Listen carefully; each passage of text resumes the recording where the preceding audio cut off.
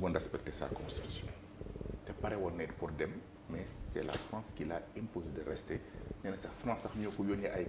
ay constitutionnalistes pour que ñu réformer waat constitution bi pour que ñu permettre ko pour que mu mën faa nekk donc parce que y avait la rébellion ainsi de suite donc kon problème bi France la te partout en Afrique faut lire aussi France la te ñun chaque fois bu ñuy wut solution ci France dañuy demaat te France lui-même moom mooy elle-même moom mooy problème bi donc je pense que daal xaaruma grande chose wax nga ko léegi ça va être un éternel recommencement parce que au moins 30 ans yi fi début nekk amoon na benn stabilité au moins am na lu ñu commencé woon même sur le plan démocratie dañ koy xool comme militaire mais am na d'autres côtés bu mu positif parce que bu ñuy wax fii Sénégal nous avons 200 partis 250 partis Tchad am na 373 partis politiques donc c'était au moins un avancement ci côté boobu.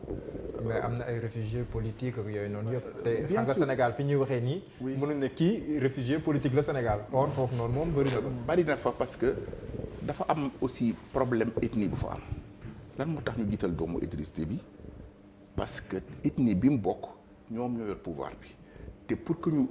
te it c'est une grande partie pour que ñu am soutien wu ethnie boobu aussi il faut que ñu teg lu bokk ci Idriss Déby loolu moo tax légitimement doom ji lañ mën a investir pour que mu nekk fa. mais justement doguma la mais Seydina Daouda Sène mu ngi ci commentaire yi moom li muy laaj sax par rapport ak wàllu woowu moom mooy tey jii yan risque nag la tchadien yi mën a xaar wala moo fa mën a am ci jiite gi nga xamante ne nii doomu Idriss Déby mu ngi leen koy jiite surtout ci li nga xamante ne moom la ñuy woowee mal gouvernance bon nañ jël exemple RDC rek doomu Kabila moo fa nekkoon c'est la même situation Kabila bi ñu koy rey c'était en présence de son fils de même que Déby c'est le même cas doom ji lañ jox il a pu durer 16 ans ba tey génn na fa ci jàmm donc tey def na fay avancer bu ñu amee yaakaar ba am yaakaar loolu lañ mën xaar mais Tchad moom c'est un problème vraiment en Afrique parce que danañ commencer waat ci zéro te it l'influence de la France aussi daf fay continuer waat te tant que la France reste une pièce importante ci suñu solution yi dara du jàpp voilà la réalité. mais France bu accompagner woon G5 Sahel par exemple fooguloo ne dina gën a ñaaw que li ñuy dund jamono jii nii. du gën a ñaaw parce que tey indi fi solution kër yi fa le problème jëral exemple Mali bii rek exemple mouvement réew ba fa nekk France ñoo ne ci ginnaaw bu noppi imposé gouvernement Mali ne leen nañu dialoguer ak ñoom donc France mooy problème France mooy solution chaque fois ci interview yi début da ngay gis dafay wax lu bëri malheureusement xawma histoire doomam mais ça va être un éternel recommencement à mon avis. li may laaj mooy comme nee nga France moom mooy problème bi léegi lan mooy solution bi maanaam Afrique Union africaine lañ war a yaakaar wala lan mooy solution bi. waaw gannaaw gis nañ problème bi mu nekk nii. waaw France lan mooy saafara gi. Union africaine n'existe presque pas. Renouvellement de la classe politique africaine c'est la seule solution parce que activisme bii juddu nii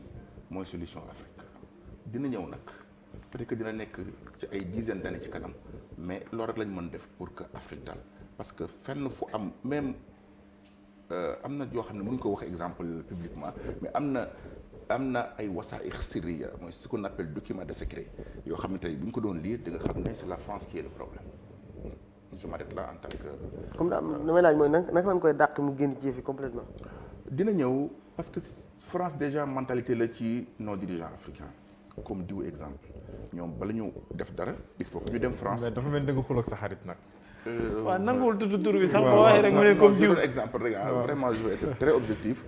France déjà. diw. déjà France problème la parce que mooy imposer ay président avant ngay nekk président même fii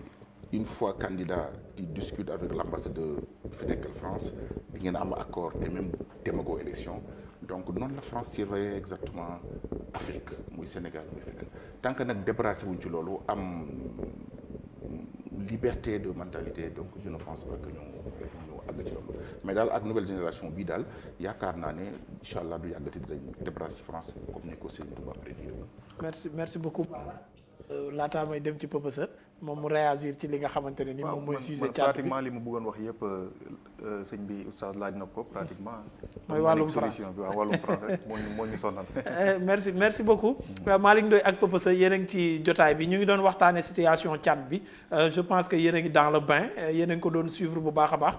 Pëpësa yéen gis nañ ay porteurs de voix ngeen donc da ngeen yàgg di xeex ci seen i lyrics li nga xamante ne ni moom mooy jafe-jafe